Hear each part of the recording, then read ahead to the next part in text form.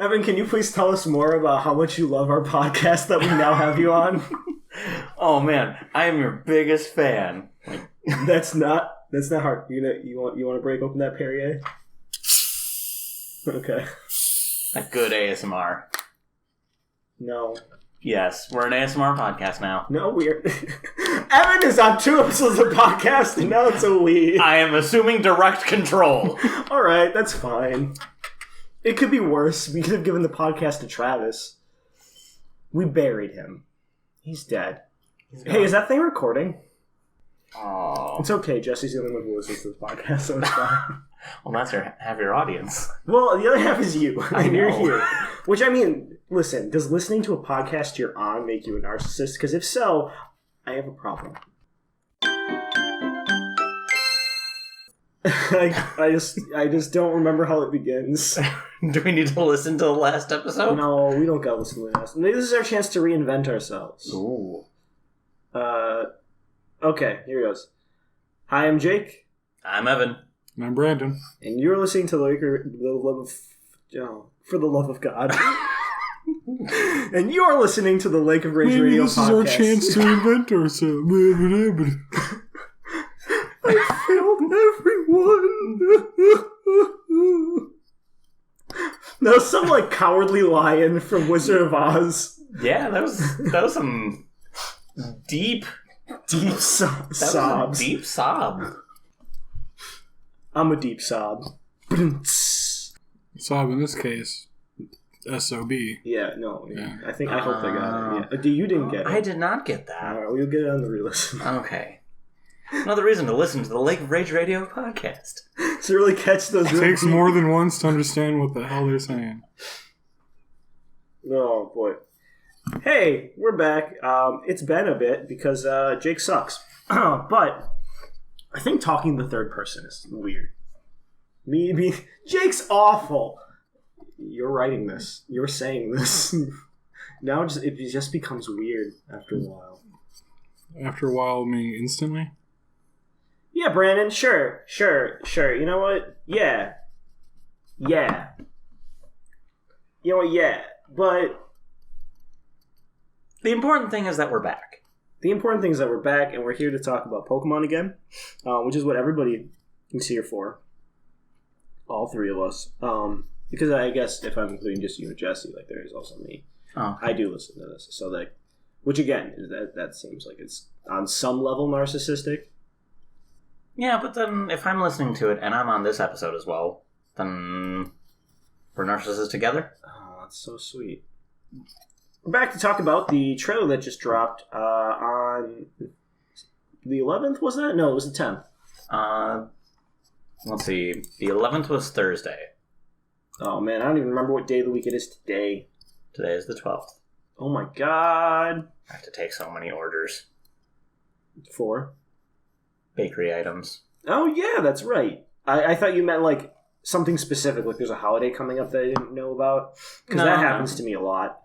You know, every weekend everyone puts in their orders for little Timmy's birthday party. I want a cake that says Gucci and has a dabbing Pikachu. Can you guys do that? Are you saying that people haven't asked for literally that? Oh, no, I believe that they have, and that's what excites me. They have asked for both of those things in isolation. I'm still waiting for the day that we get both of those. Wait, I want to... dabbing Pikachu? Yes. Oh, I'm so happy. Can I order a cake with Thanos Fortnite on it? No, we do not have a licensed Fortnite. Well, no, Fortnite is just his last name. Oh, okay. Is it like Sans Undertale? Yeah. Okay. It's Thanos Fortnite and Sans Undertale. Boy, this was published on July 8th, so that means it was 4 days ago, which would make that Monday. Okay. Apparently it's been the bulk of a week since this happened. Oops. You know how they say don't date your podcasts? Well, we here... Are you not supposed to? Is that a bad idea? Because then people go back and are like, oh, I know when specifically this happened. I mean, they can just check the download date. Yeah. It's just weird. It's like the last one, there's like a reference to what day it was. Like, wow, it's a week after June 5th, and then the episode comes out like 4 weeks. Beginning of July. There's some desynchronization going there. Pulls them out. Suspension of disbelief and whatnot. At the same time, though, it definitely prevents any problems if, like, something comes out after this that would change our opinions of it. Yeah, for instance, the National Dex conversation we had. Yes. And then now... So after we recorded that, we've then got to just watch the internet for the last 3 weeks. Just tear itself apart. God. I mean, like, there's some toxic stuff going on in the Pokemon fandom. For sure, all the time. But, whoo! Yikes. Even the Fire Emblem fans are like, wow, you guys are really taking it to a new level this time. That's impressive. I know. Fire Emblem fans hate themselves. Speaking of, are you going to get that new Fire Emblem game? Oh, yeah. Okay. Like, I cool. wasn't going to, and then it turns out that Hogwarts Emblem is only, like, the first third or half of the game or something. Yeah, it looked interesting. When does that come out? Like... Sometime soon. A week? I'll probably Really? get that. Yeah. Although I could play a full game of Hogwarts Emblem. I got so much time for Hogwarts Emblem. You got so much time for Hogwarts Emblem? I don't even know what's in a Fire Emblem. I don't even know what a Fire Emblem is. You know, it's actually... If you ever played... Nope. I'm leaving. Aww. Go on. Finally. All right. Welcome to the Lake of Rage Radio podcast with me, Evan. And Brandon. As I said, I, Evan, have assumed direct control. I would listen to a, like, You're Talking with Dr. Fraser Crane style podcast about Pokemon with Evan, where people just call in and ask him questions about Pokemon. It's like, well, I think I can use my own life here in this story. You see, I was speedrunning, racing, really, Fire Red with my good friend Travis when I summarily kicked his hiney. What does summarily mean? To like to summarize? In summary? Yeah. Okay. I think so. Probably. I mean, the roots sound correct. I just use big words that sound smart, and sometimes they don't mean what I think they do. For instance, I usually use the word pentultimate to mean the last thing. No, it's just... But it's the second to last. Yeah. That's it's like, Alex is like, I'm off to my penultimate day of work. Also, it's penultimate, not pentultimate. Yeah, and then the day after I asked him how his ultimate day of work was. You're off the podcast. All right, you're here with Lake of Rage Radio with me, Brandon, and no one else. Everybody just leaves. No, I guess to be briefly, before we start talking about new stuff, do we want to talk at all about the circus that has been the Bring Back the National Dex thing? I don't know. I think circus sums it up. I've seen, like, on Twitter, people who aren't in the community at all, after, like, the new gym leaders are spoiled or whatever, they're like, wow, I really like this design, and they're, like, an artist, and then they just get brigaded. They're just people complaining to them, like, yeah, but they should bring back the National Dex and all that stuff, and the person's like, I'm not even, like, a Pokemon fan. And everyone still gets into arguments with them. Well, yeah, and, like, so... anybody who has been showing any support for it on, like, Twitter, too, like, really high-profile VGC players, like, a friend of the podcast, Wolf Glick. And by friend of the podcast, we mean guy we idolize. Stocky of the podcast, Wolf Glick. We're gonna find Man out. that we may have seen at the end of a hallway once. I think Wolf it was Glick. him. Not super sure. It might have been. Either that or it was a janitor, but who really knows? A handsome janitor. Could have been Wolf Glick. Could have been Wolf Glick. Wolf Glick could have been a janitor. You never know. You don't know. I don't know what he does for money. You know? Maybe he janitors. I think he just wins Pokemon. He probably. I mean, he did. He actually just announced that he's not actually competing at Worlds. He's going to commentate instead. Oh. In other news, Aaron Cybertron Zhang is going to be competing in Worlds and not commentating. Yeah. It's because he knew he'd win, and he didn't want to be Mr. 3-time world champion. Well, he's the first person to go for win the a hat trick? regionals, a nationals, and a worlds. He's pretty good. He's pretty good at Pokemon. I enjoy watching his draft league stuff too because he yells "yeet" a lot sometimes when he's battling. Oh, that's beautiful. I need to get in on this. Well, I think that covers this episode's Wolf Glick section. Does it, or could we gush? No, we can always go back to it, but we Okay. got it in it's in our contracts. So We should write up contracts. One says, and nothing I was gonna say was gonna be nice. No. So we're gonna sidebar back into the bring back the national dex thing. No, I've seen a lot of people get really angry about that.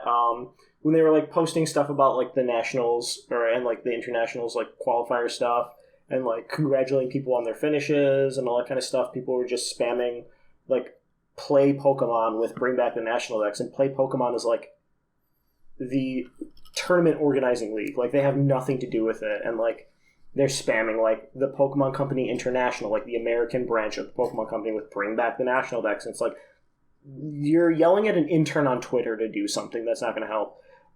And then of course there's them harassing Junichi Masuda on Twitter and a bunch of other people about it, and it's just I understand being upset about it, and anonymity is a powerful enabler to do awful and gross things, but seriously, Calm down. yeah, if it really bothers you that much, don't buy the Pokemon game. I understand that. The power of your dollar is your vote on it if you really think it's going to be bad. But in all honesty, I feel this will be something that will be resolved in a different way. Me and Evan were actually talking about this right before the podcast, as I decided, because I was curious, because you know how Persona 5 as a game is really held up as this is a great JRPG game, right? It looks great. Looks amazing. It looks amazing. It's great.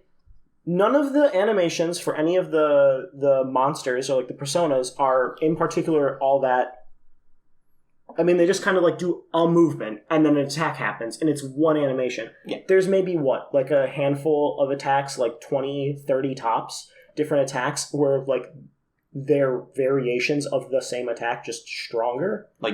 Cast a magic, do a physical strike. Yeah, that's so that kind of stuff. All the way through.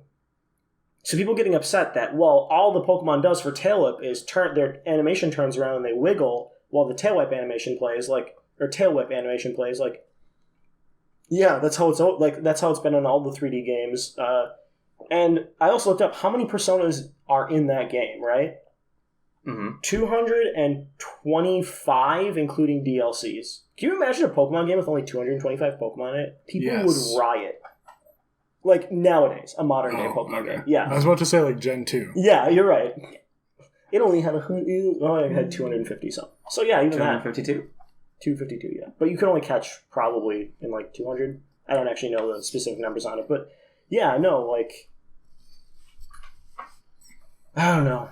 I feel it's a lot to get worked up about, and I do understand invariably somebody's favorite Pokemon is going to not be in there, but by and large, the Pokemon that are the largest swath of fan favorites Pokemon are going to be in there. They know what they're about. Yeah, and so it is what it is. Honestly, I think the whole outrage that came from the Tail Whip animation butt wiggle came from the sort of justification that was given that no, we're not including all the Pokemon because we have such highly detailed models and animations. And so people took offense to the animation not being the same, but being basically the same as what has been on the 3DS for 5 years now. Yeah. I've seen a lot of specific complaints about the animations and the texture models. Everyone really hates this one tree for some reason. Yeah.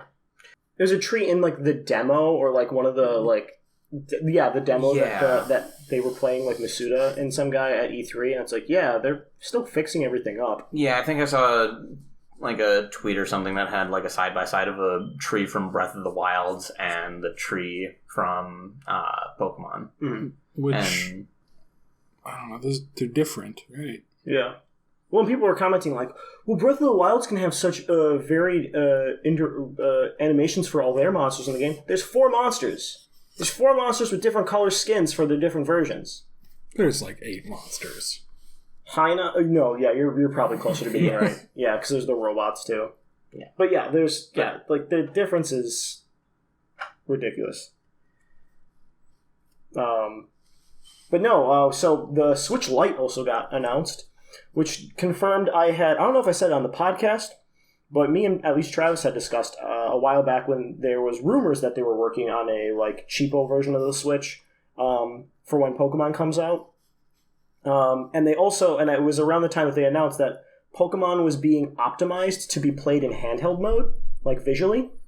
And people were like, why are you doing that? It's on a TV console. People aren't going to take it with them. It's because, they were going to do this. Like, they were going to make a $200 version of a $350 or whatever, how much it is, console, so that people could have a cheaper version of the console to buy, because people want to buy Pokemon. Like, they understand. This is their Switch machine. This is their Pokemon machine. Yeah, so they need a Pokemon machine. They're going to get their Pokemon machine.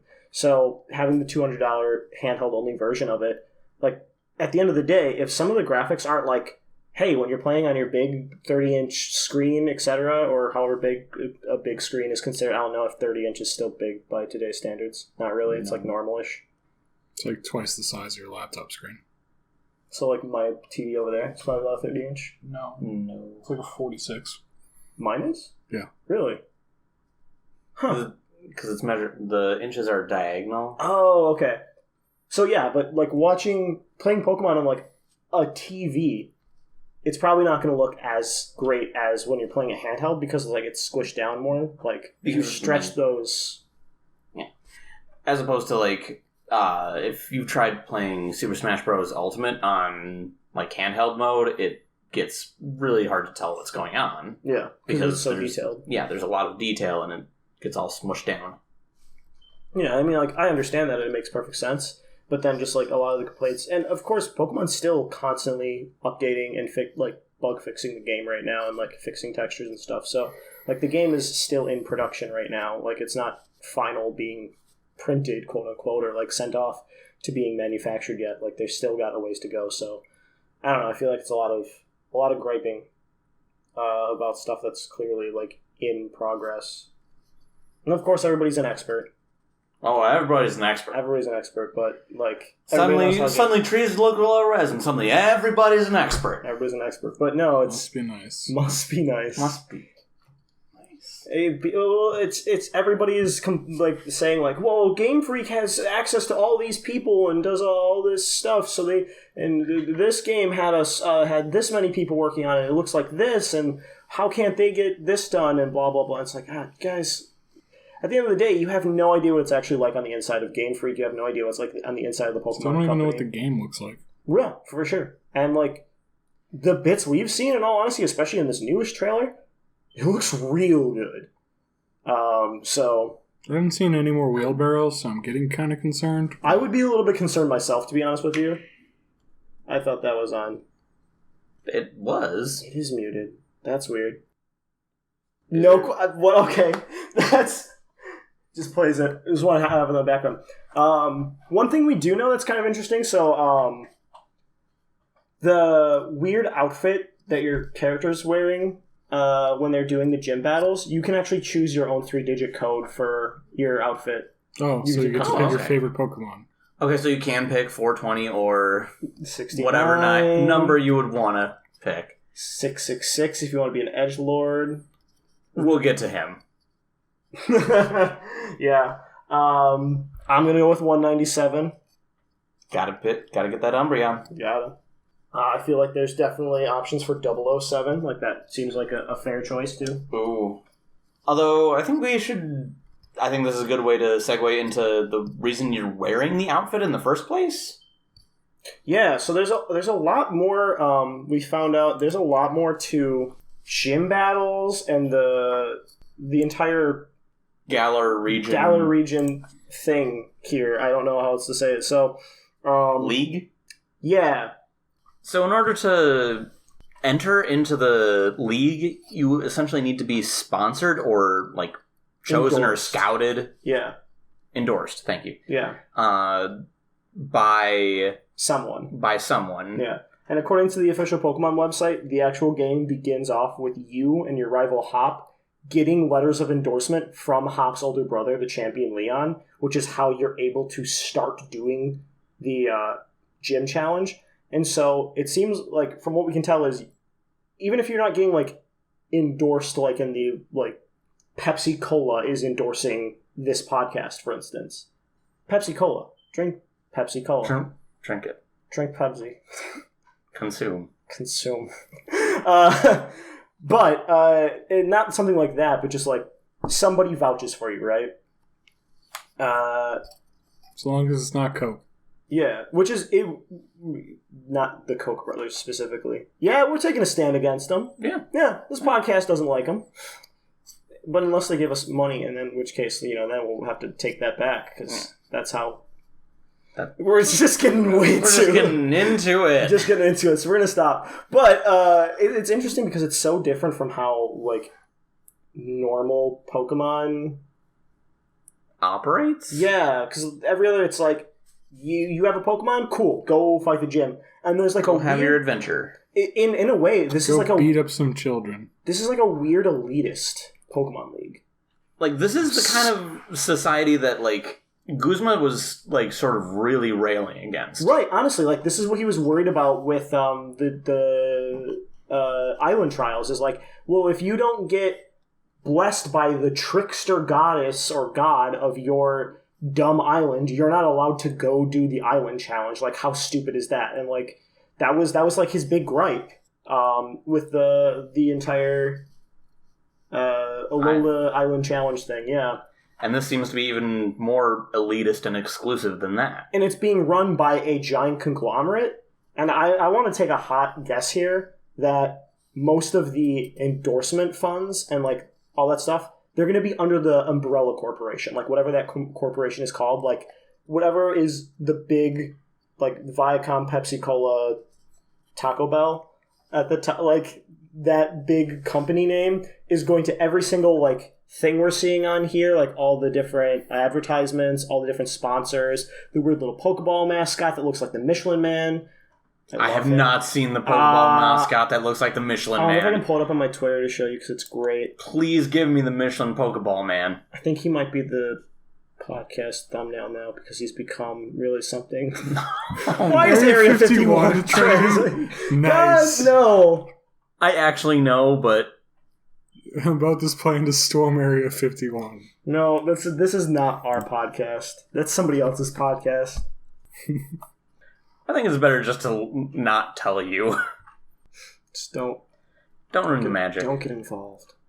Oh, there you go. He looks like the god-danged Michelin Man. There you go. Oh, that! He's like a little Michelin Man Pokeball. I'm gonna put him in the thing. I hate him. I hate him too. I'm gonna say a thing. He looks like Griffin McElroy. Oh no! You're not wrong! But like buff, like Justin McElroy. What is with this game and like weird buff baby men? I don't know. Is that how Japan sees Britain? Because it seems weird. Maybe. I mean, I'm down for it. That's how I see Britain. Is that how you see Britain? Just attractive women and buff baby men? Yep. Yeah, we'll get to that in a second because, whoo, Pokemon is horny on main. Jesus Christ. This game is... You guys need to stop with your character designs. I'm worried because, like... Or don't stop. Or whatever, but Jesus. Pour some water on yourselves, guys. Jesus Christ. At least if you're not going to stop, set up a safe word. Ooh, that's a good... I appreciate that. Boy, no. But I'm going to assume that the conglomerate... I can't believe that I actually got back to what I was saying. You did. I'm so proud of us. I'm proud of you. I think that the conglomerate that Chairman Rose, who is the guy with the sleepover haircut, who is like running everything, they're all like basically under his corporation. So he has full control over everything. And also, so he there's some things, other people online were posting about this too, and me and Travis had a little bit of a disagreement. You may remember in a previous podcast episode where I was like, wouldn't it be weird / cool if Leon was like the bad guy? And I'm not going to say that I think he's the bad guy. In fact, I think he's just going to be the unwittingly, like... The pawn of the bad guy? The pawn of the bad guy. So the way I think this is going to work is Leon is the face, and the guy who's easily, like, pawn, like, yeah, of course Leon. Leon's great. Yeah. We're just going to make sure that Leon's only put up against people who he can definitely beat, and we're going to give him all the best trade. Like, just hold this guy up and keep him as their, basically, like, money-making mascot. Like, he's a tall, buff, attractive dude who wears weird clothing. So, like, what's going to happen? You're going to use the face, you know? Yeah. He's the attractive face to the evil corporation. Right, exactly. And I think that's the route they're going with this, which is going to be super cool. But, so also, before you can battle the champion, that was another thing in here, you have to compete in the tournament. There's a tournament that happens before you can defeat the champion. You have to defeat certain people in the tournament to get through it. Mm-hmm. So I'm assuming there's going to be some sort of like gauntlet before you actually get, like, instead of a victory row. It's just a reapplication of the Elite Four. Yeah, I would guess that's more like the Elite Four. You set it up as like what, a 32 person tournament. That'd be 4 rounds. Oh, and instead of ever actually having like an actual Elite Four, he's just the champion? Yeah. I don't know if I like that. It would be presented in a completely different way. Yeah. But what's interesting about that is, like, so think about how in Sun and Moon you had, like, the rotating champion, like, rematch battles. Yeah. Where in this way, instead of going up against the same Elite Four every time, you've got, like, 32 potential Elite Four members that you could be fighting. That's actually super cool. And you need to bring a well-balanced team. Like, maybe the first time you go through, it's the Conceptually, that is the coolest thing I've ever heard of it, and I really hope you're right. Yeah. I really hope I am. Maybe the first time you go through is just a scripted 4, but then after that, like, other gym leaders from across the Pokemon thing show up, and it'll, like, RNG up a bracket that you go through. That'd be super sweet. Like, Black and White 2? Kind of. Yeah, the Pokemon... Oh, I don't remember what it's called. Oh, jeez. It was the coolest thing ever, though. Yes, it was super cool. Yeah, that was super rad. Okay, yeah. I am so down with this idea. Man, this game's going to be sweet. Watch as none of these things are implemented. Probably not, but that's not what matters. The dream is real. The dream is real. Don't let your dreams be dreams, or whatever the guy said that one time. Yeah, the Champion Cup. So, Shia LaBeouf. Yeah, actual cannibal Shia LaBeouf. Once a year in the Galar region, a series of Pokemon battles are held with the League Championship on the line. This is the Championship Cup. The Championship Cup is the tournament to decide who will be able to challenge the reigning champion for their seat. It says exemplary trainers throughout the region, such as those who have successfully completed the gym challenge, are allowed to participate in the champion tournament. Such as those, not necessarily only those. So we could get... That's one way to get in there. Yeah, so we could get, like, Elite Four and gym leaders from other regions that get special invites. Can we get Uncle Grimsley back? Oh, I want Uncle Grimsley to come back and then just lose really hard and just flip a coin and then sadly leave again. Because that was the weirdest thing ever. I'm sorry if I bring that up in this podcast a lot, but it's really weird that Grimsley just showed up, flipped a coin, gave you a Sharpedo, and left. You ever seen No Country for Old Men? The movie, no. Okay. Oh, sorry. That's homework for the next episode. Is there just a character like that in it? No, there's a character who's threatening to basically kill someone on a coin flip. Oh, okay, yeah, I've seen that scene, though. Yeah, what's the most you've ever lost on a coin flip?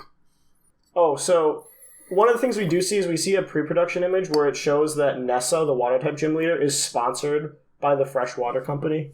Aww. That's pretty good. That's good.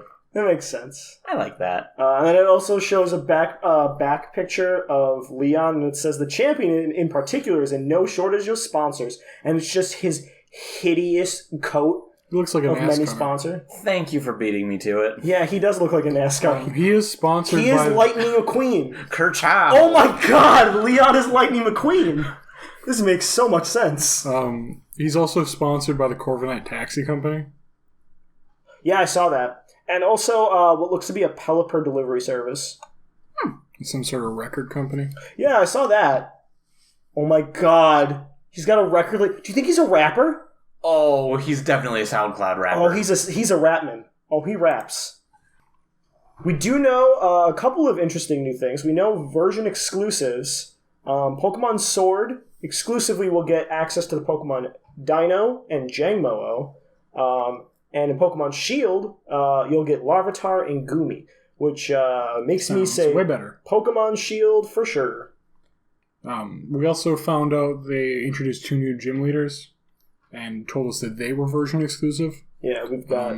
they mentioned that towns is in multiple will have this. Yeah, pluralized, they said it. So we don't know how many, but there's probably going to be several different gyms that are one or the other, depending which version. Yeah, I even have a mild theory that it might be every gym, or at least a lot of gyms. So one thing we can notice, so we have the 2 new characters. Let's talk about them first before I get into my theory or whatever.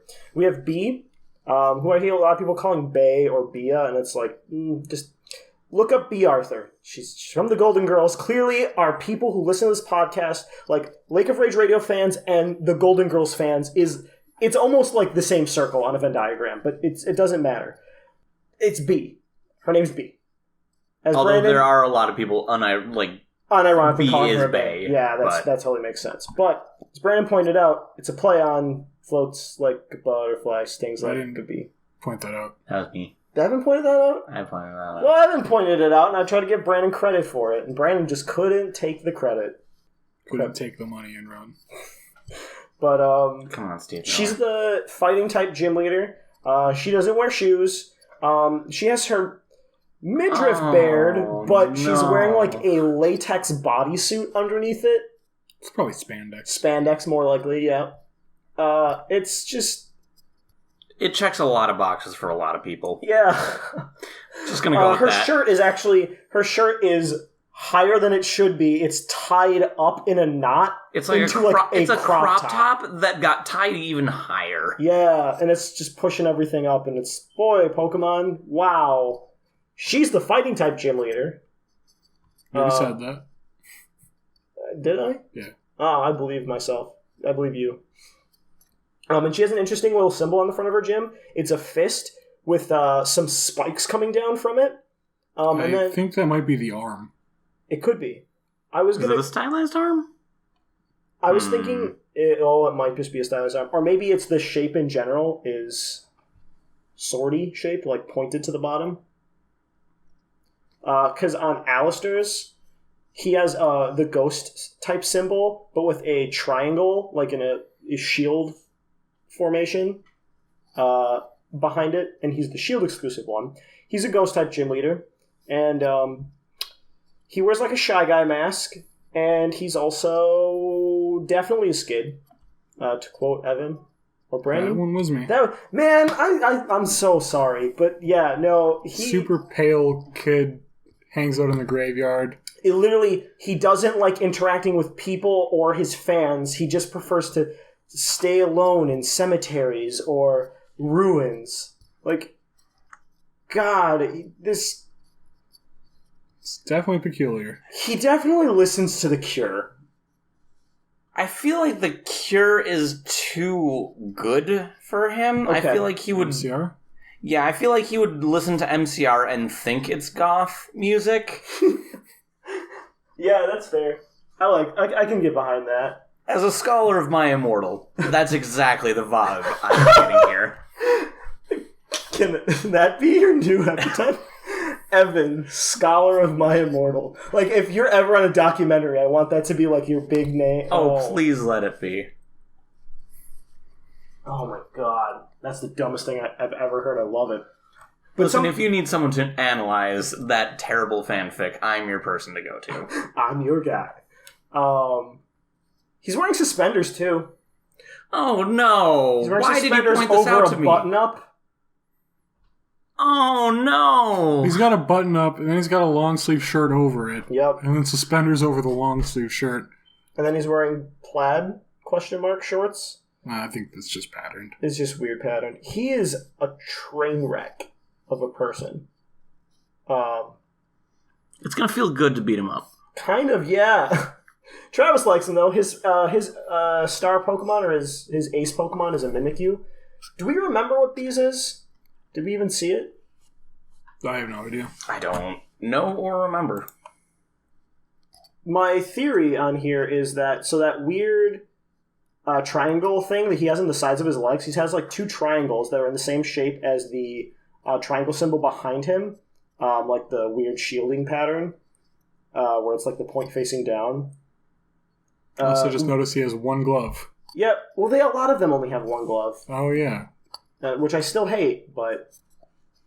When did YouTube stop letting me press, pauses K now instead of spacebar? I just dated myself real bad. So we don't actually get to see what her Pokemon is, so I'm assuming she probably has a new Pokemon that they haven't revealed yet, then, as her ace Pokemon. That sounds reasonable. That's my theory on that. But my theory here on that is, so he has that weird same triangle pattern that holds 6 Pokeballs. So does Milo. And Nessa doesn't, and neither does B. So my theory here is that all the Shield exclusive trainers have the triangle thing holding their Pokeballs. Alternatively, it could be all the dudes. Because so far we have 2 dudes, 2 chicks. We need a larger sample size. We need a larger sample size to be able to put it together, but I don't know. It's worth looking into. What I really kind of honestly want out of this is I want there to be, like, each have 8 unique gyms. That would make buying both versions an actually tempting offer. Right, exactly. Because buying both versions now is kind of silly because, like, just getting the Pokemon that are exclusive to each version is, like, so what? With GTS and, like, online trading, it's no longer any sort of hassle or, like, even trying to coordinate with your friends. Like, okay, I'll get red, you get blue. Yeah. Like it used to be. Yeah, especially with breeding and everything. Back it's just in my day. Back in the day. But, yeah.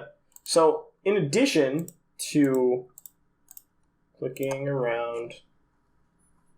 in addition to Chairman Rose being the guy who runs the Champion Cup and seems to be somebody who we're going to run into a lot during the game, we have his secretary and also vice president of his company, Olena? I have no idea. Olena? I'd lean towards Olena. We're going Olena. Who is dressed like... Well, like a secretary, one could say. But like a secretary... By day. Yeah.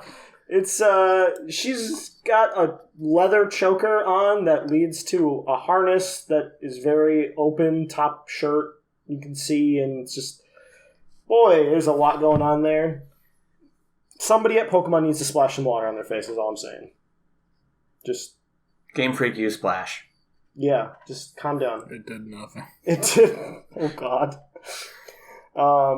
It's also interesting to note, though, that it says here that she's very calm and collected as her personality, which, like, I don't know if calm and collected is a personality, but okay, Pokemon. She's got dead eyes. Oh, she does look dead inside. She looks like every service worker I've ever met. Yes. But, it says here that she is largely in charge of all the day-to-day running of the company. So I think at the end of the day, if Chairman Rose ends up not being actually a bad guy, she is the bad guy. Like, could be. Yes. Their company has a logo too, which I can't find a good picture of, unfortunately. I saw a couple of good pictures of it earlier in different things, but it's a hexagon, and inside of it are 2 more hexagons overlapping. And I'm going to just assume with all the hexagons on all of their like character designs and the fact that the company has hexagons, something having to do with Meltan and Melmetal is going to be relevant in this game. Like, I can't...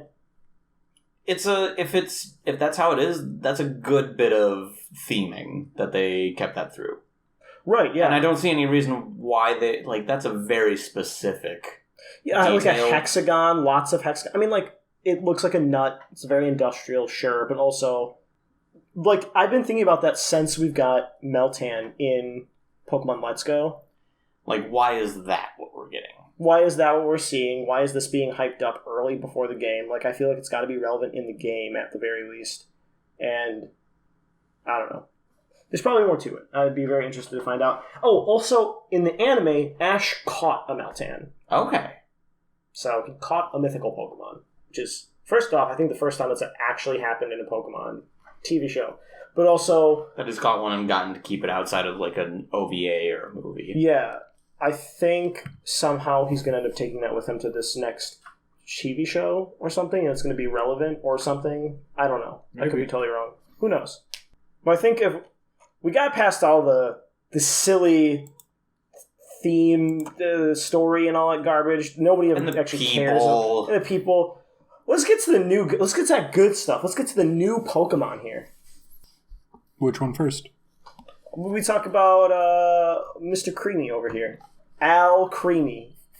Short for Alfred Creamy. Alfred H. My name is Alfred H. Creamy, but you can just call me Al Creamy. Alright. It is a fairy-type Pokemon. Mono Fairy. Has the ability Sweet Veil. Is the only ability we have for it yet released. I wonder if this thing's going to evolve. I don't think so. Because, like, its name is basically alchemy. And I feel like there's more going on here. Now that you say that... Yep, it just blew my mind. Yep, give me a couple seconds to process this all. Well, also... It looks like a little, like, whipped cream and strawberry witch. Oh my god, it does. Is a little wizard! Oh, Lurge, you made this Pokemon so much cooler to me, actually. It's a little creamy wizard.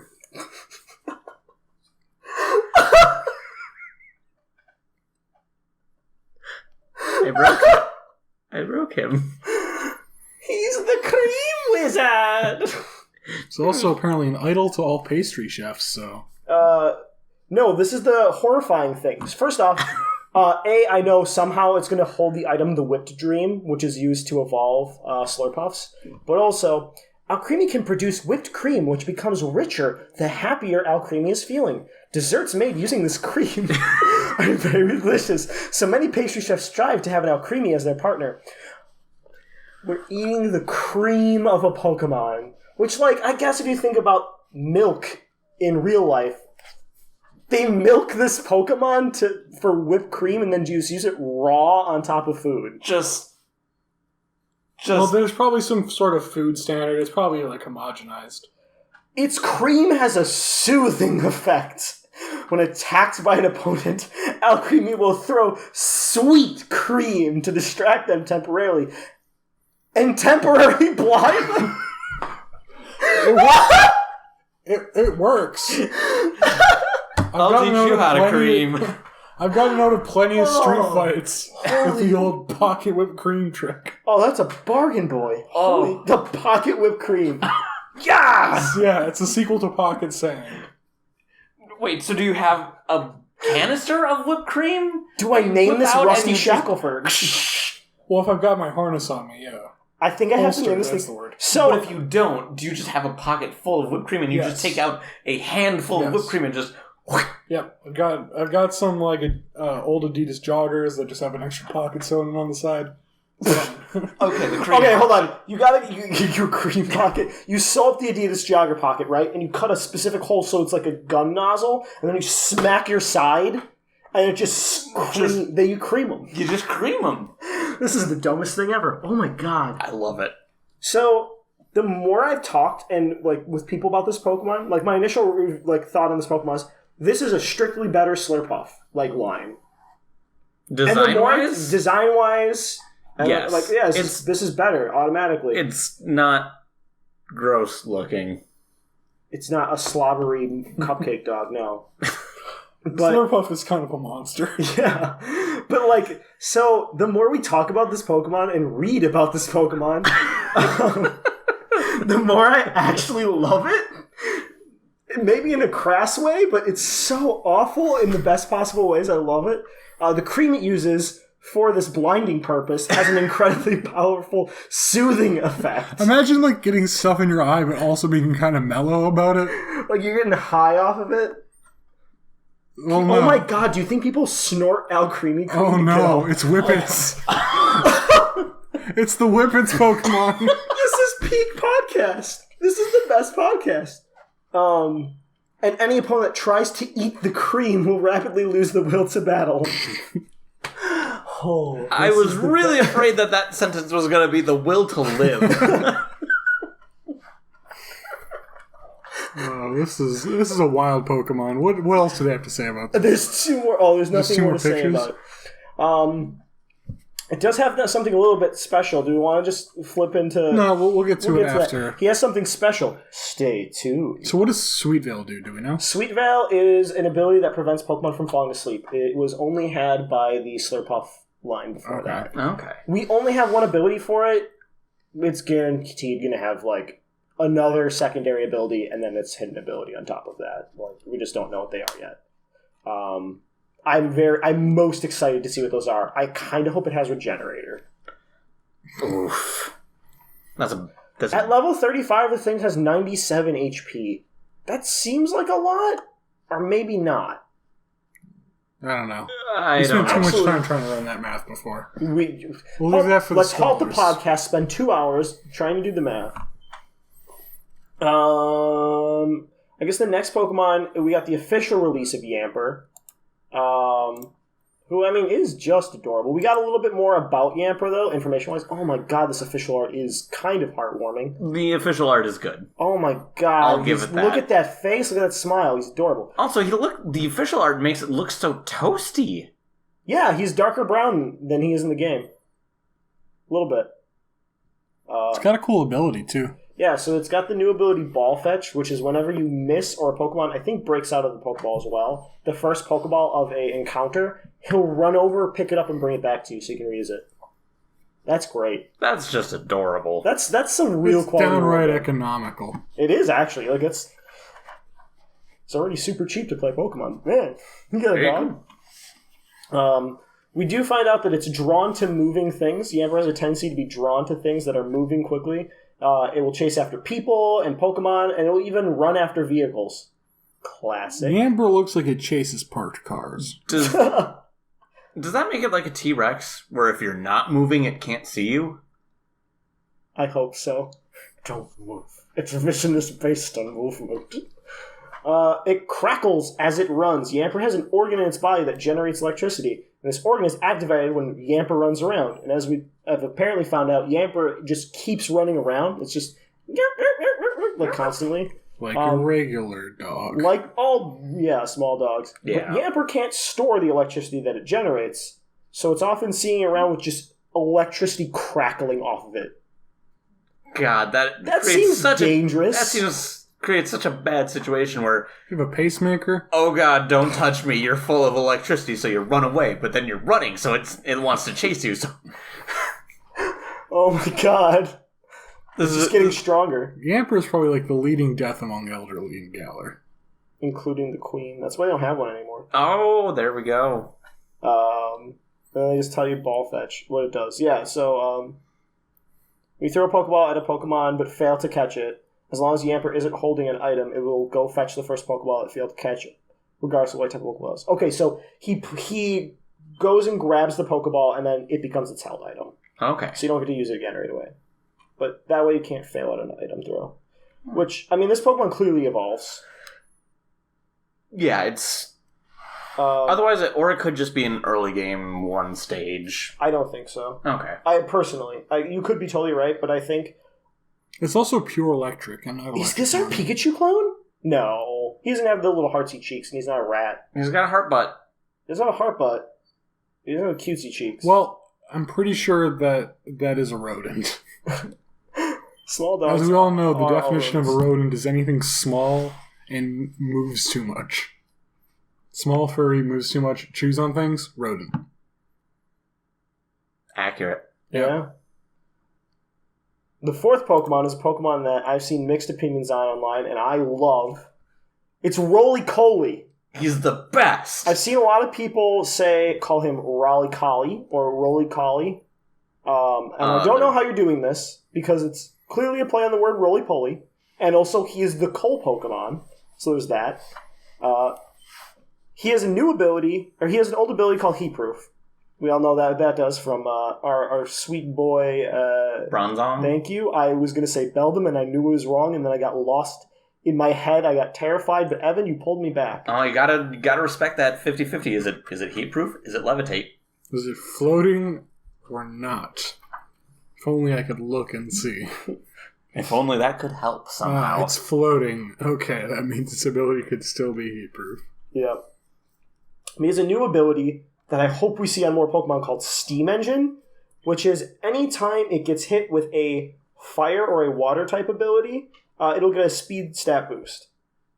It says... Yeah, so it's showing a thing here, and it says the wild Roly-Poly speed rose drastically. Is that +3? I'm pretty sure that's +3. That sounds like +3. Yeah. Because it's rose sharply, rose drastically. Yeah. I'd have to see what Tail Glow says. Well, we Or can look Cotton Guard. Yeah, let's look that up real quick. Tail Glow Pokemon. Is it too I don't think clinical? it would say... Yeah, I don't think it'll say what it Nope, says. as of Black and White, it says the user stares at flashing lights to focus its mind, drastically raising its special attack stat. That's +3. +3 speed. I mean, I don't care how slow this thing is. That's really strong. Yeah. Especially if it works like Motor Drive, which nullifies the effect of the attack. No, I don't think it's going to. I hope not. It's probably more like Justified. Yeah. That makes sense. I would be fine with that. I don't think this is a final stage evolution either. I think this is like a Geodude. What? This thing's probably going to get a second type, right? Fire. You think Fire? I think fire. Fire, or if it turns into Steam Engine Pokemon, it could be Fire. Steel? It could be Steel. Oh my god. Can we get a train Pokemon? That's all I want. That's all I've ever wanted. Kind of actually looks like he's got the one wheel on He's it. got a wheel. That's what I'm going for. Alternatively, I was thinking he could also become a rock poison type because coal, Turning into smog and smoke. Yeah. A lot of cool ideas. Poison rock type train Pokemon. The best of all worlds. So yeah, apparently with this, it used to be like the source for energy for the Galar region. Yeah, no. It says, until about 100 years ago, every household in the Galar region had a roly-poly, and families would use the coal that drops off of its body. They don't harvest worry, that. it's humane. It's humane. It's like shearing a sheep. Ish. Yeah. For cooking and heating in their homes. Even in the modern day, roly-poly are very popular Pokemon to take for outdoor activities. Why? I'm pretty sure, like, given the fact that that's what, you could sit on that thing and just like ride a monocycle. Okay, so wait, do we know how big it is? You can see it right next to the player character right here. It's about knee-high Okay. to this grasshopper. Okay. You could just drive this thing around like a go-kart. I don't think you could. I think a small child could. Well, like, though. assuming it evolves. The other thing is I'm gonna expose how much I love trains here. British people are insane about steam engine preservation. Yes. And so I'm hoping. I'm still hoping. Well, we have we saw train tracks all over this region, and we know the first thing you do is get on a train. I hope it's just a bunch of these. This is just going to be Evan's duct taped favorite together. Pokemon game. It's the train region, which, by the way, Black and White tried to be. It wasn't. It wasn't. It failed us on the train front. Listen, it tried to get me, but listen, a Subway is not. I'm going to upset some Subway enthusiasts, but a Subway is $5 full line to saying ain't as good as it used to be. Well, they're not at all locations anymore. Yeah. It's up to the franchise owner. Yeah. Does Ron Not as good as it used to be. Does Ron own one? I don't know how to respond to that. Yeah, don't. The other thing it says is that this Pokemon can basically see in the dark. It has a red eye that illuminates dark areas. And while it uses the lump of coal attached to its body Isn't its like a eye wheel, just like one of the old candle lanterns? I think so. Like, Yeah, I think so. It's supposed to look kind of like a flame. okay. This is just a cool Pokemon. Like, this is one of those things where they were like... So the Pokemon we've been seeing this generation, I think more so than a lot of the games, they're really, really based on the region they're from. Yes. Like, Kalos had, like, the French Poodle and the Frog, and, like... But then you had, like, Leo and Pyroar... Who would have been better, honestly, in this game, because the lion is a royal symbol in Great Britain. It's probably a royal symbol in France, though, too. Probably is. But I'm really holding out for, like, some sort of medieval mythical, like, a wyvern, like a poison dragon type, or, like, a manticore. Don't get me so excited. Basilisk. Just give me something. Give me some mythic, like, even if it has to be, like, legendary. Like, something that is something from Arthurian legend. Yeah. I want a leprechaun. Yes. And I wanted to say the C word. We're not going to get back into that again, but I still want it. Next, we have another Pokemon, a great Pokemon. We have the final Pokemon. It is Duraludon. Duraludon? Duraludon. Duraludon? Duraludon. Duraludon. So it's likely Duraludon? Duraludon. I like that. No, it flows. And it's... Like, I can hear the who's that Pokemon? It's Duraludon! Yeah, that flows. So its category is the alloy Pokemon, and it seems to be named after Duralumin or Duralumin. Thank you. What is that? It's the alloy used in aviation. It's the aluminum. Really? Yeah.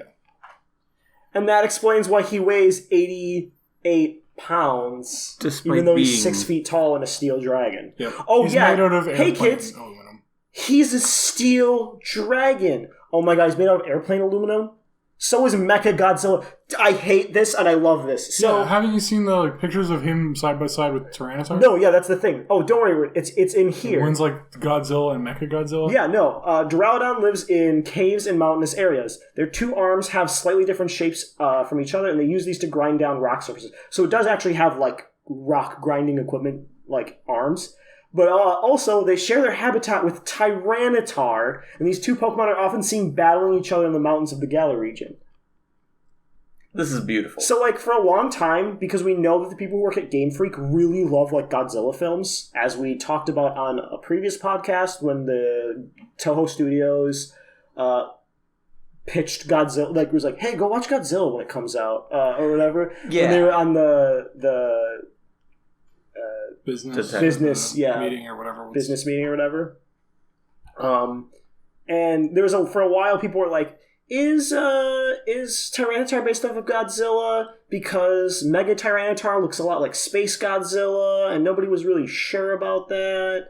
And then this happened, and now I'm pretty sure everybody's like, oh, no, yep, Tyranitar's Godzilla. Oh my god, is that Travis? He's back from the dead? He crawled out of a grave. I'll let you go here, man. I just got home. For sure, I'll call you again on Monday. Bye. You got me a phone call on the podcast? Jesus Christ, Travis, talk about professionalism. Is that your brother? Yeah. Okay. Is he not Dylan? dead from the earthquake? Sam, Okay. Nice. I can't tell. my older brother. They he's all fine. sound the same. The one who lives in LA is fine. The rest of them were too far north. To And LA. LA? And LA. L.A. Have you ever been to LA? So, we're talking about Duraludon. LA. We're talking about Duraludon right now, Travis. Do you have anything you want to say about this Mecha Godzilla looking dude? I don't know. I think it's pretty cool. Yeah. Yeah. Bye, Travis. Bye, Travis. The metal compromising its body is incredibly durable, but also surprisingly light. Airplanes. If this thing learns fly, I will be You'll love it. like Golurk. Yes. It just It has- jets off. Well, also, like, that's how Mechagodzilla do. Like, Yeah. he shoots rockets out of the bottoms of his feet. I Yeah. love it. So, Duraludon move quite quickly in spite of their appearance, but its body is weak to corrosion, however, and it is known to rust easily. Not traits of Duralumin. No.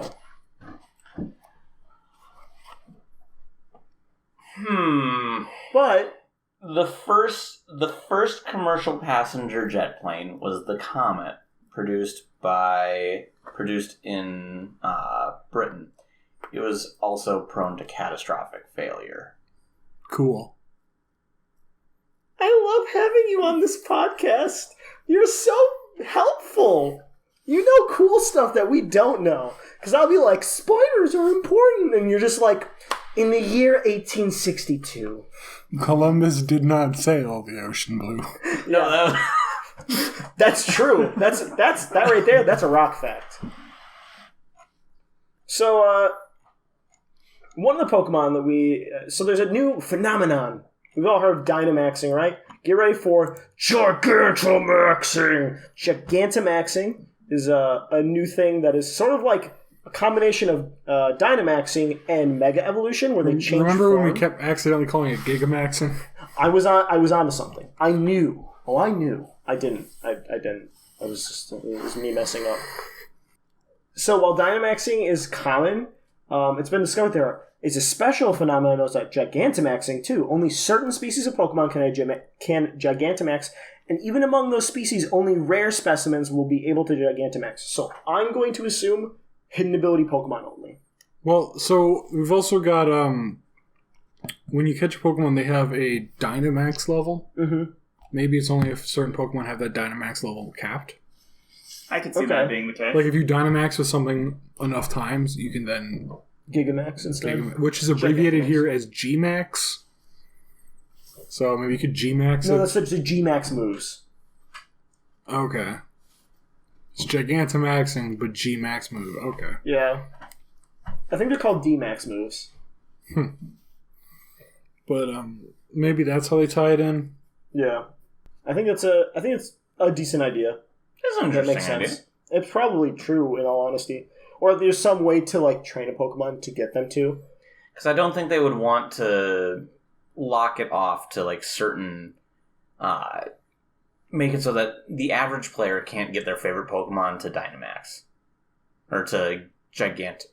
Gigantamax. But it's Thank only you. specific species can Gigantamax too. Yeah. They meant to point But out. what I'm saying is like, so they're like if someone has a Dreadnought that they catch in their playthrough, and they get to the point of the game where Gigantamaxing is like a common thing in battles, and you can't Gigantamax the Dreadnought that you Dirtle's had the with, Dreadnought. yeah. If you can't Gigantamax Dirtle's the Dreadnought, the average like Timmy player is gonna feel bad. Yeah. Little Timmy wanted to make his turtle Probably that not he had. based off of something like a sequence of IVs or something. Yeah. Or like only be for like event Pokemon, or only from Dynamax battles. Yeah. It says that it also allows each Gigantamax Pokemon to use a unique move known as a Gmax move. Each Gmax move is particular to the specific species of Gigantamax Pokemon, and regular Dynamaxed versions of those Pokemon can't use Gmax moves at all. So we find out what some of them do. We find out that Dreadnought and Corviknight both get Dynamax moves, or get Gigantamax versions. And the We'll get to that. the third one. Yeah, we're just Okay. talking about these two first. Don't worry. We're going to get back to our boy. Trust me. We spent a while talking about Alcremie. Alcremie's the best. Alcremie's great. I like Alcremie. Alcremie's great. We're going to get to Alcremie because we're going to describe Alcremie later, and we're going to go, it's amazing.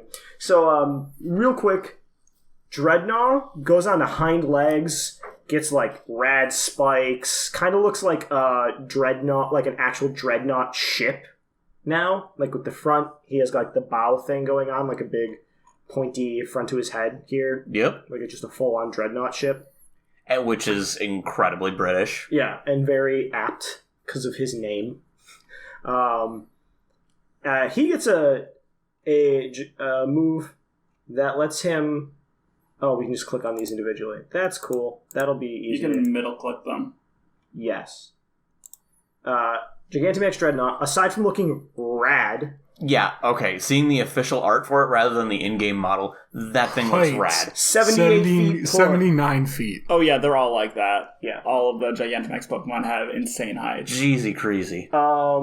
It crushes opponents with its massive body. The power of Gigantamaxing has allowed it to stand on its hind legs and become bipedal. From its standing position, it can come crashing down on opposing Pokemon and crush them with its massive body. Its weight is question mark.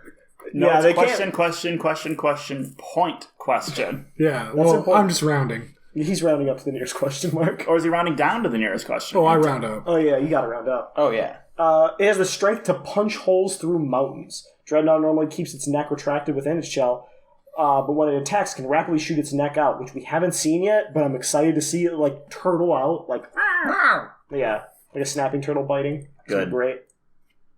The strength of its jaws combined with the force of its neck gives Dreadnought the power to punch a hole through a mountain in a single strike. Well, good for him. Now, his G-Max move is the most busted thing in the world. G-Max... Potentially. G-Max, We don't have numbers on any of these moves yet. Still sounds pretty busted. Okay, Travis. Don't be a downer. G-Max Stone Surge. Water-type move used by Gigantamax Dreadnought will change to G-Max Stone Surge. It doesn't just deal damage to an opponent, it will scatter sharp rocks around the opponent and cause Pokemon entering the battlefield to take damage. He sets up Stealth Rocks and deals damage. I don't think there's a single Pokemon as cool as this. This is the coolest thing I've ever heard. This is nuts. I don't know. I think Corviknight's pretty cool. Great. We're about to get to him. Let's get to Corviknight. That was the segue, yeah. We're done. But you know what? We're done now, Travis. You ruined Turtle Talk. Turtle time. That's what I tried Speaking to of say. turtle time,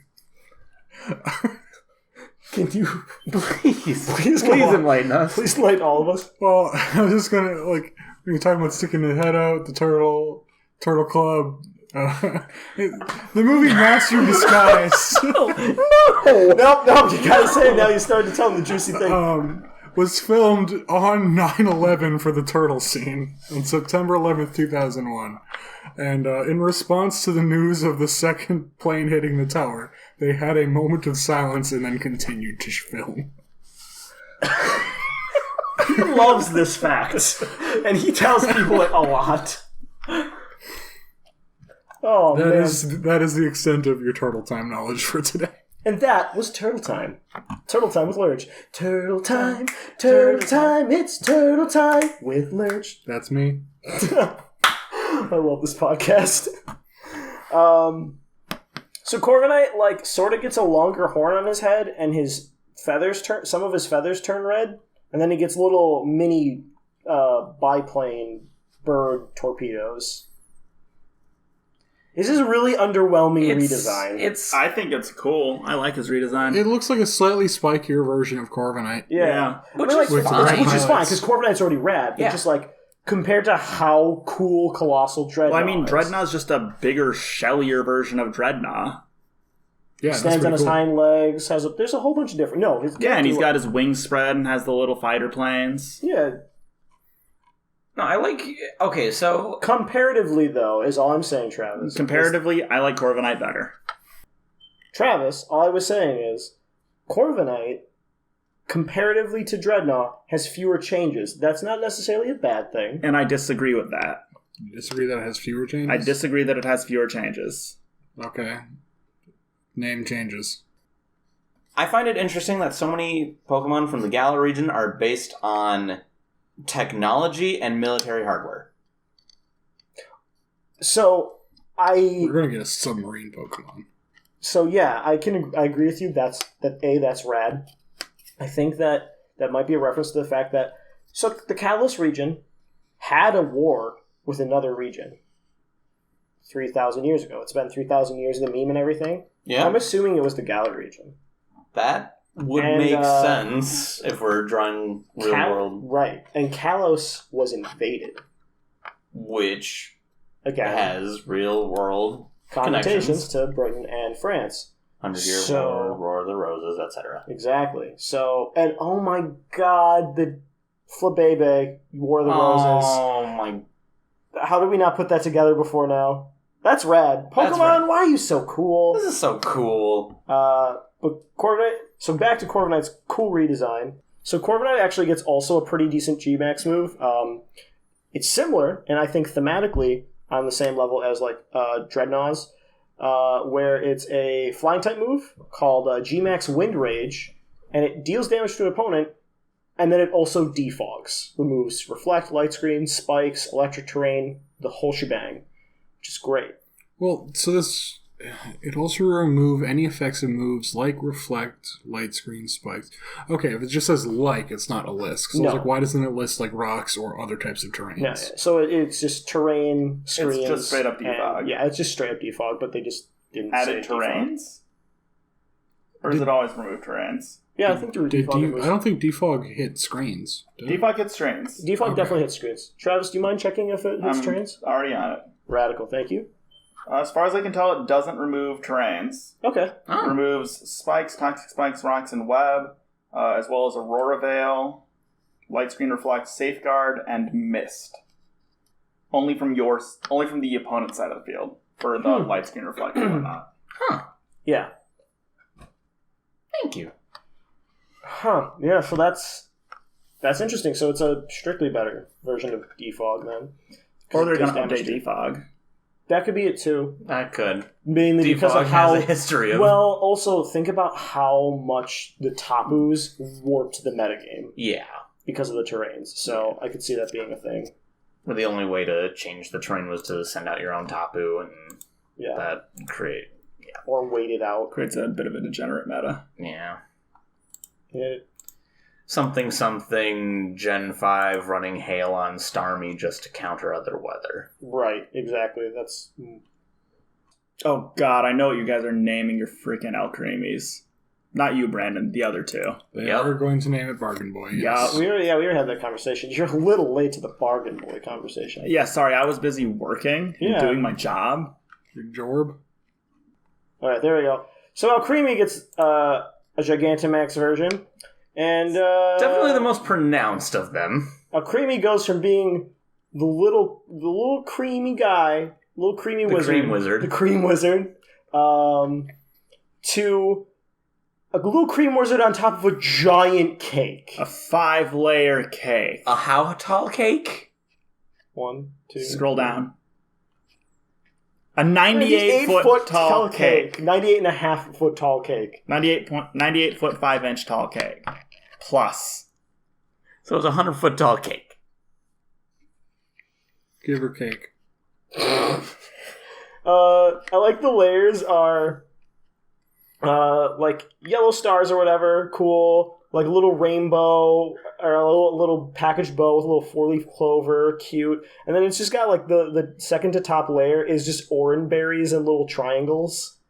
It gets progressively darker as it gets to the top. Yeah, and also it's way underlit, and I think that's intentional to make it look menacing, and I love it.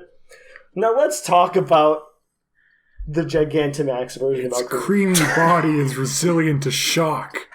The cream pouring out of its body hardens when subjected to impacts. The stronger the impact, the harder it becomes. This is all off of the official website. I am reading verbatim.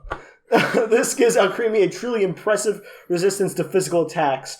Additionally, the giant berry decorations on Alcremie's body are as hard as diamonds. And it's said that most attacks won't even be able to leave a scratch.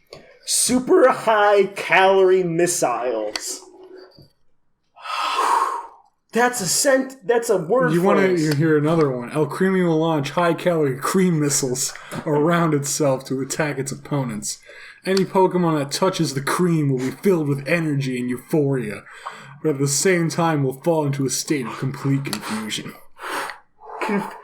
It's just drugs. You can't say what you're thinking, but yeah, it's that this too. This Creamy is just making everyone do whippets. Yeah, no, this is the Whippet Pokemon for sure. Now, to make it even more horrifying, I think, Alcremie has the G-Max mood G-Max Finale. Fairy-type moves used by Gigantamax Alcremie will change to G-Max Finale. G-Max Finale will heal all Pokemon on Alcremie's side while dealing damage to an opponent. Can I tell you something that I just thought about? Well, first off, let's pause here for a second.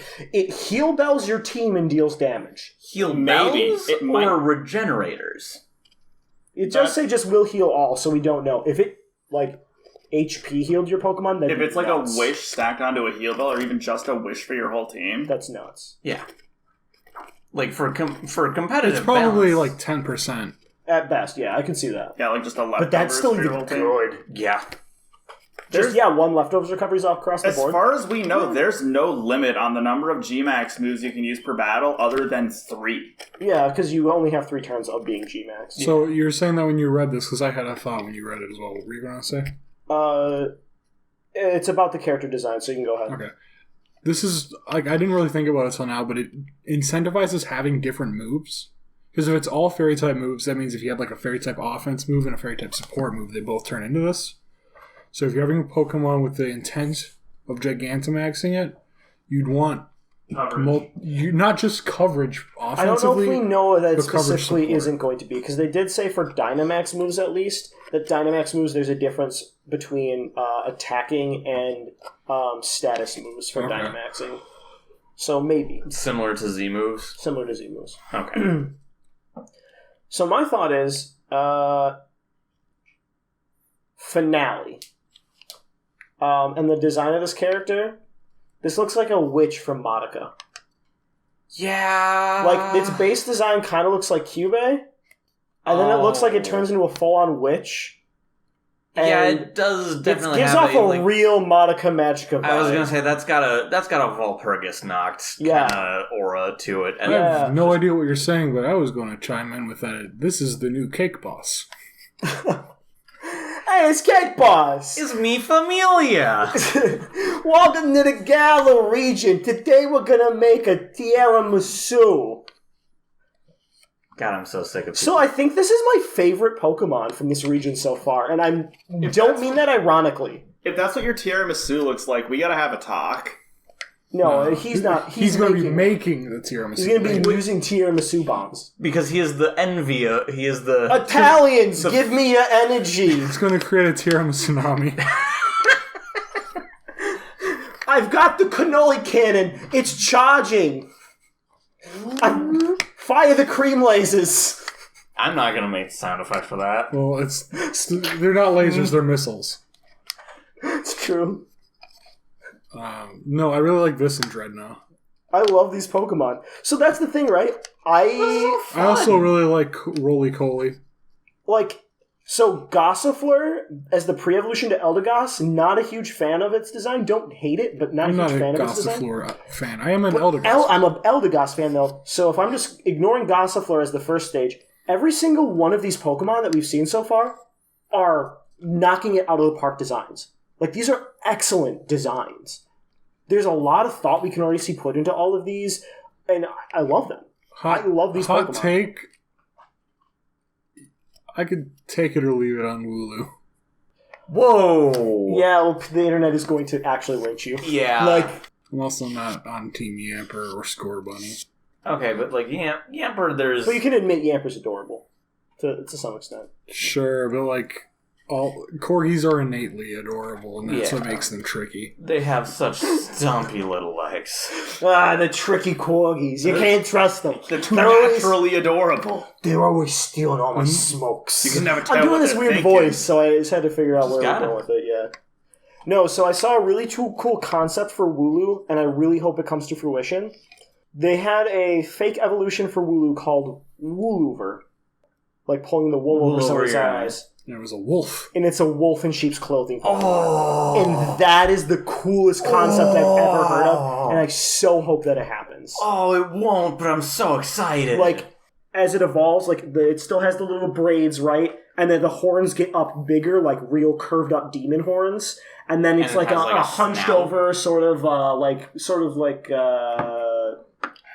dusk form Lycanroc. That's Okay. what I was thinking of, like hunched over like that, and then it's just wearing the sheep's clothing over it. So it's a wolf in sheep's clothing. Like, that's just conceptually, it's a cool idea. Like, I don't think it's going to happen, but if that happened, though, would that improve your opinion of that Pokemon? Maybe. Maybe. It probably wouldn't make it worse. Whoa! Jeez! Brandon has got hot takes today. Criminy. It's hottest- the Michelin Man! I clicked a link, and here's the Michelin Man again. God, I hate him. No, you love him. I don't like that you did that at all.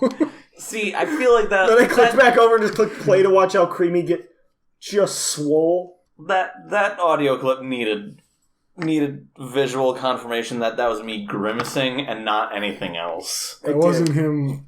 I absolutely still love Dude, that there are it's- Rotom drones.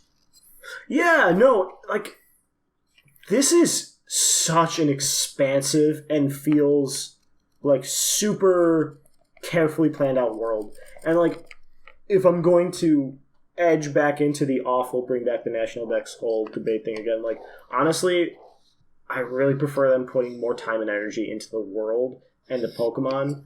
Or in oh man, that's not what I meant. I really prefer them to put their time and energy into the world and the story than as much energy into like trying to balance all the Pokemon and stuff like that. Yeah. Yeah, but what about the low-res trees and the pop-in trainers in the Demo E3 build of the game? We did already talk about this, but yeah, you're right, Travis. Yeah. Game's unplayable. Look at this tree. 0 out of 10. No. Too much water. Something we had talked about earlier, we were out grabbing pizza earlier, and so Dynamaxing and Gigantamaxing are obviously very big parts of the game. And Leon's key Pokemon is a Charizard. So we're making the general assumption that at the very least Charizard is going to get a specific... Sorry about the hiccup there. That Charizard in specific is going to get a Gigantamax form, if not all 3 Kanto starters. I feel like that's a safe assumption. A really safe assumption. Like, I feel personally as though if Charizard was in there... I feel like all the Kanto starters make sense in the environment, but Yeah. we'll wait and see, I guess. Like, if Charizard is in the game, but Blastoise is not in the game, that would make people riot because Charizard and Blastoise are like the dichotomy, like the Red-blue. red-blue, yeah. And in Japan, Red-green with Blastoise, or Charizard and Venusaur. yeah. So... And also, if they just didn't put Venusaur in there, I'd be very sad. Yeah. Same. Yeah, I love Venusaur. And also, Everybody like, need their Brute Root. I absolutely love... Okay, I heard Air Bud and eat their Brood Roots. Airbud eats Brute I Root. was thinking about a big thing about the dog. Yeah. There's no rule saying that a dog can't fight a Pokemon gym. Okay, Michael Vick. So you're just gonna play There's through the no entire rule saying game? a dog can't be a Pokemon trainer. There we go. There we go. There we go. Do you need a mod that replaces your sprite with Yamper? Is that what we're hearing here? He's the mad dog. I am the mad dog. This new official art of Yamper, where it has him running, he's kind of got like a determined look on his eye, and his eyes are a little like, I'm like, oh, that's a mad dog right there. That's a corgi that drank my coffee. I was going to say that's a corgi that drank a Red Bull, but... Yeah, Crackles as it runs. Like a Rice Krispie treat. Yes. Snap and pop. As Rice Krispie treats run, they do crackle. Down my throat, and into my tum-tum, to fill me up with that yummy What marshmallow. the f*** are you talking about? Rice Krispie treats! I know what you're talking about. I think that's the sign we've come to the end. I think this conversation... It has reached its conclusion. Man, that was... that's a weird inside joke. Travis, real quick. This is what I think of when I think of corgis.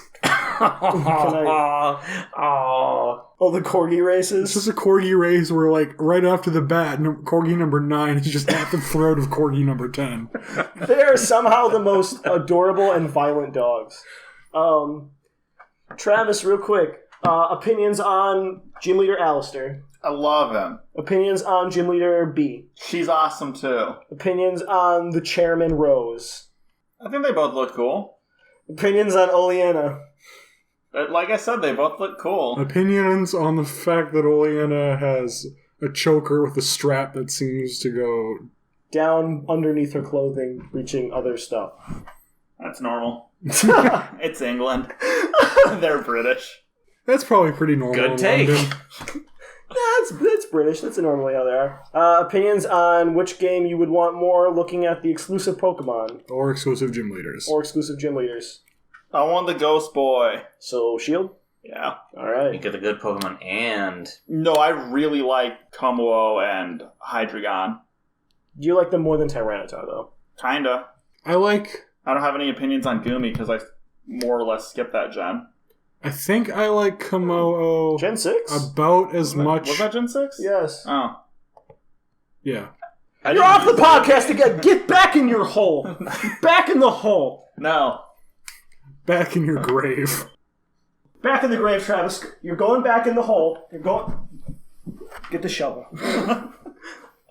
And with that, I think we are... I'm a little tired. I'm a little worn out from burying Travis again. I think we're going to call that an end of the podcast. Thank you for listening to this wild ride of an episode of the Lake of Rage Radio. You can find us on all the podcast apps. Yeah, still? Maybe? Yeah. All the podcast apps. Every single one of them. Even the ones I don't know about. SoundCloud and YouTube at Lake of Rage Radio. You can find us on Twitter at Lake of Rage Radio. You can tweet at us. I won't ever check it. But I will. Get back in that hole!